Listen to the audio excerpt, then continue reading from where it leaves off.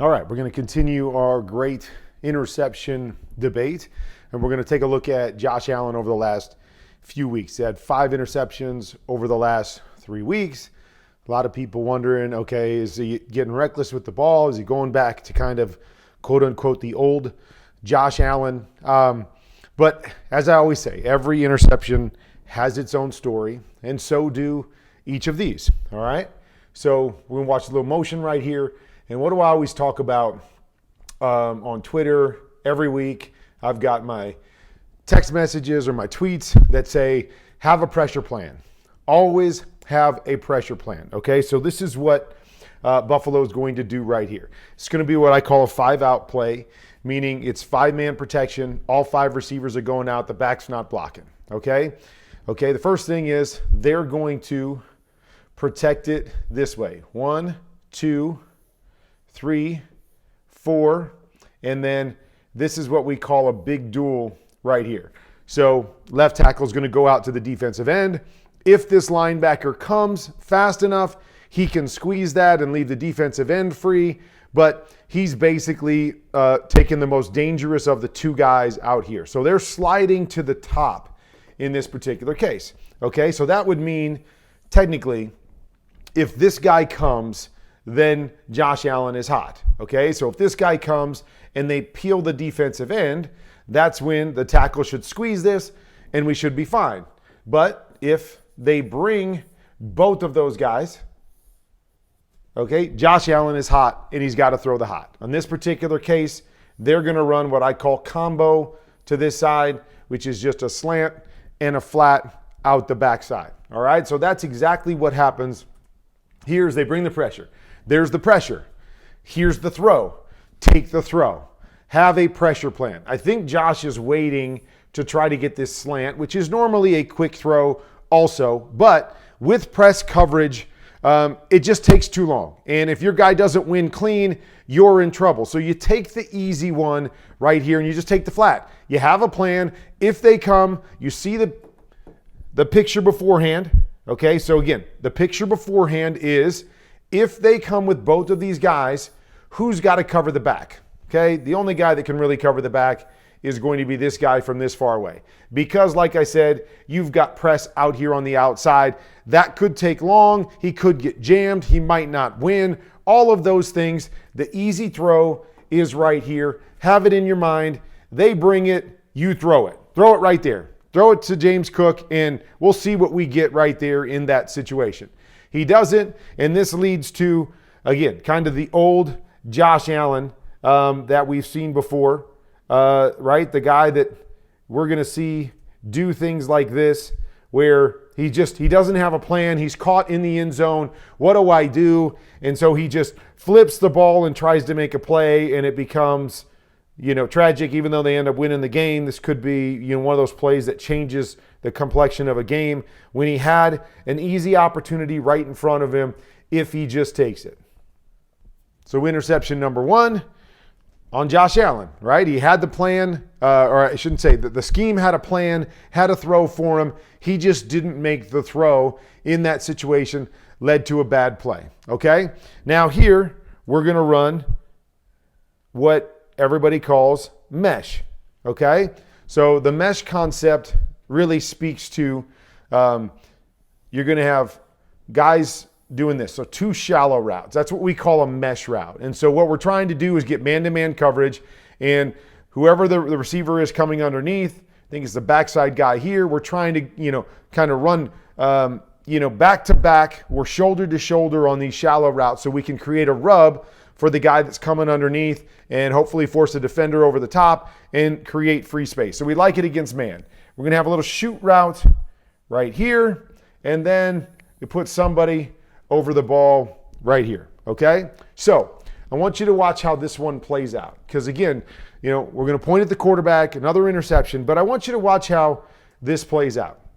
So in this particular situation right here, okay, this defender is covering this guy running the shoot right here, okay? From there, okay, we've got man-to-man and man-to-man. Okay, so that's how they're playing man right here. Now, what's so interesting about this is they're playing man, but it's this guy right here that makes this interception. Okay, so I want you to watch how this plays out. Okay, and I should say you got man on the back here, got man on the receiver right there. So it's man-to-man across the board right here. All right, but watch how this plays out. Okay, so this guy was in man-to-man on this tight end. But when that tight end goes inside, okay, he passes it off to this guy, okay? Or that's kind of what he's expecting there, is to pass that off, and nobody ends up taking this guy right here, okay? So it's man, this guy runs over, we got man back here, we got man right here, okay? And nobody goes with this tight end initially, okay? So you see it right there. All right, they're passing it off, and Tampa Bay's trying to figure out, okay, all this passing off, what are we doing right here? And it looks as if Dawson Knox is wide open in the middle of the field. But you'll see number 23 right here recognizing, oh, okay, we're passing it off. Which guy was I supposed to have? Oh, my guy is 88. So everything happens, and you think, and Josh thinks, you know, as he's releasing the ball already, that this thing's going to open up, and he's thinking this guy is free. But 23 is coming running because he realizes, oh, that's my guy.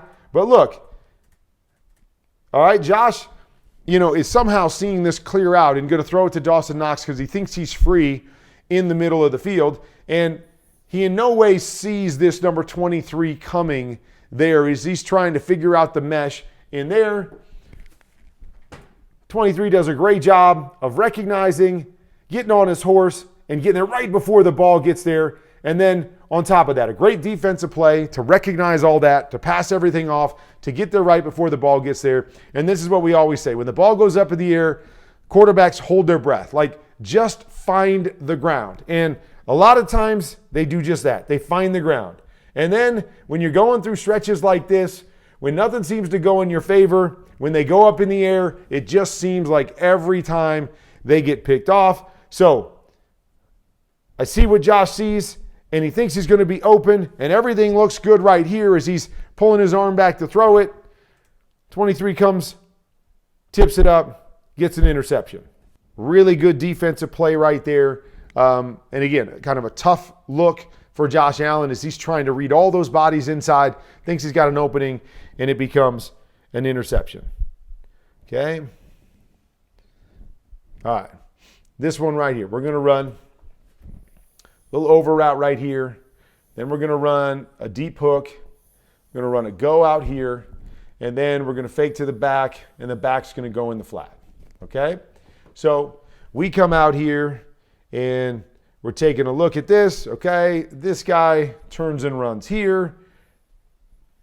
This corner turns and takes that one. So here's what we're reading right here. So we're reading this defender right here, okay? Because he's the one that can take away this hook.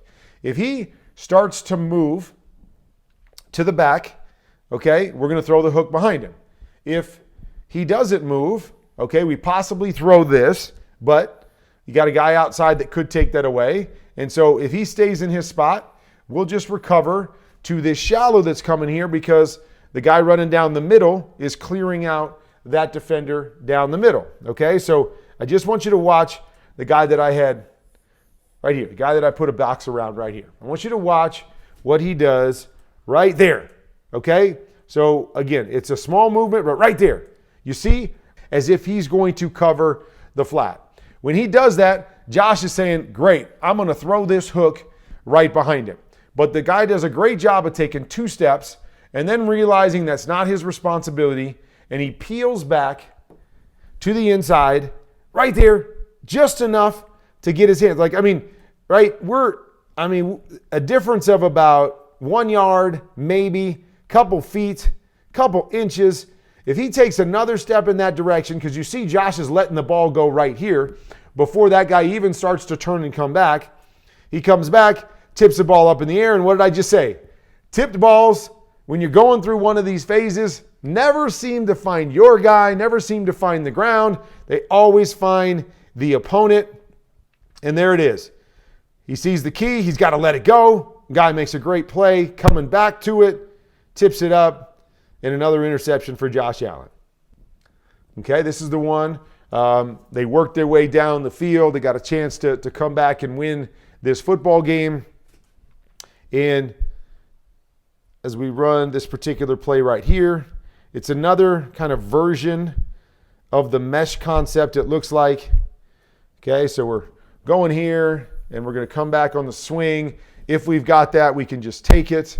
If not, we're going to kind of run this kind of mesh type thing here, and then we're going to run over the top and run across right here. Okay, so as he comes out, you look right there, don't have that.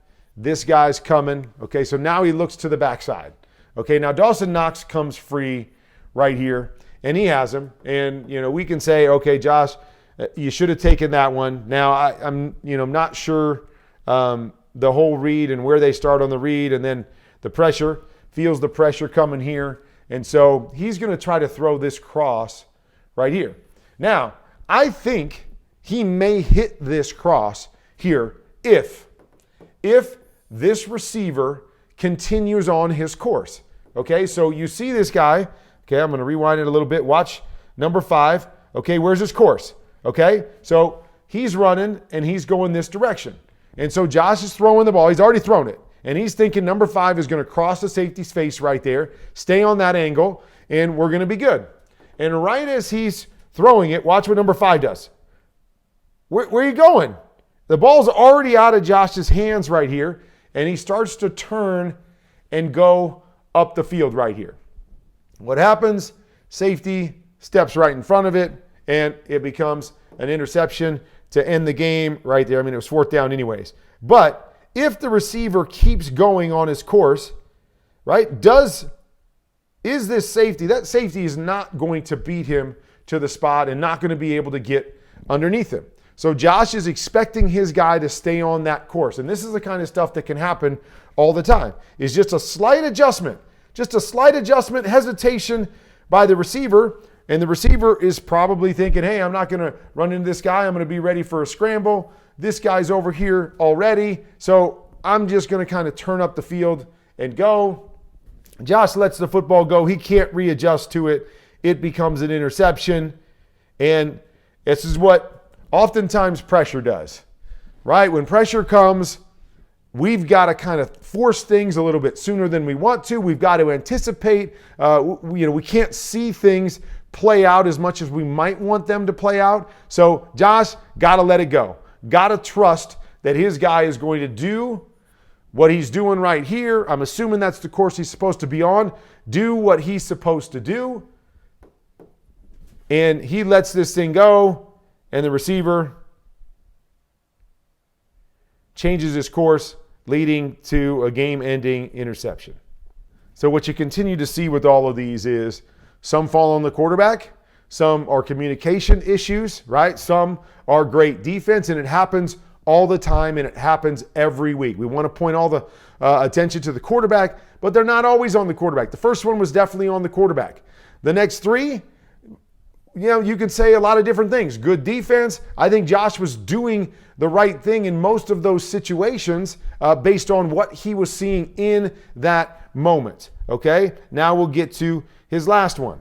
All right, his last one right here, they're going to run basically all slants. Okay, which not my favorite play, all slants, because double slants is good against a middle open defense. Okay, so really a double slant is good when we have one underneath the fender to that side. Okay, so we got one underneath the fender to either side, and we can read it inside out. Double slants is great. But double slants is not good if a team drops into cover 3 where they have 2 underneath the fenders. 1, 2, 1, 2, underneath the fenders to each side. Okay, so don't really like all slants. I'd rather have something like what I call combo with a double slant. Okay, so now I've got a middle closed beater at the top. MC, middle closed beater. I got a middle open beater down to the bottom, and all of them can be good against man-to-man coverage. Okay, so you'll notice that what this looks like right now for Josh is a shell. Okay, so kind of a two safety look back. All right, which if they rush four guys, that only leaves three guys left for the four slants. So what I would do if they just bring the four guys and they drop everybody else is I'm going to try to find the side that has one underneath backer. So right now it looks like it's going to be the top because they've got two guys underneath to the bottom. Okay, as we snap the ball, okay, what do?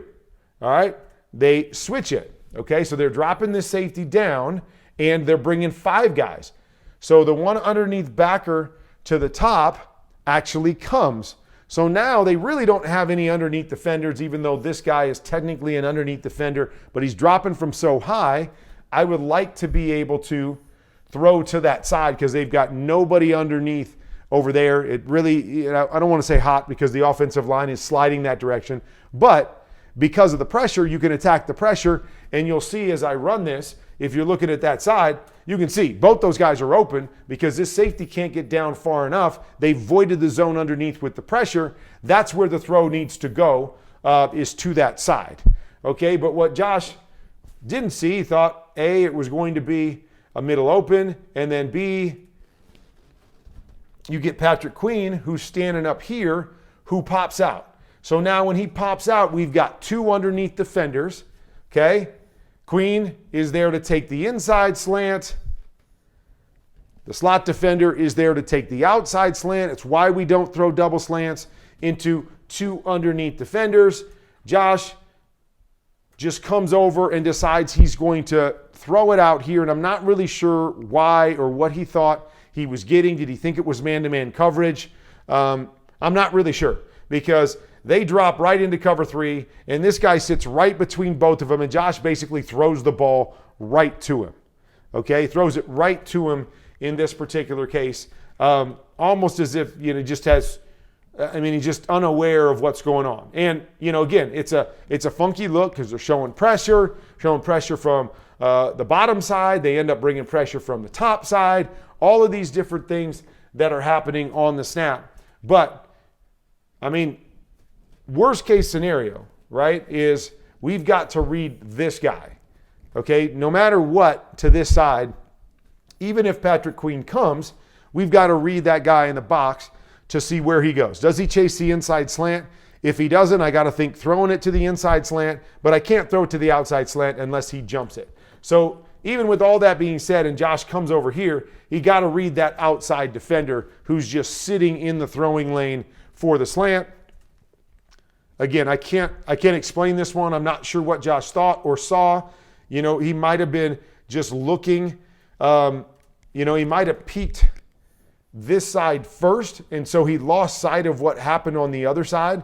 But if he peeks that side and sees that pressure come, just replace it. Replace the pressure. That's always the best rule of thumb, is when they bring pressure to one side, replace the pressure because they have to drop down. They have to do something to cover it. You try to beat it with a throw. You go away from that, and oftentimes this is what they do, is they pop somebody. So even, common pressure is bring this, pop Queen over there, pop out TJ Watt, and play some sort of three zone dog would be a typical way that they would play it. So we wouldn't want to throw back into where they're popping guys out. This particular case, they're going to pop Patrick Queen out. And so we try to throw back into the zone side, right, away from the pressure. They've got guys sitting there, and it just becomes a bad decision and a bad play by Josh Allen. But there's the last 5 interceptions all over the board with why they take place. But you see the different looks that a quarterback can get, how difficult this game can be, and sometimes interceptions just happen.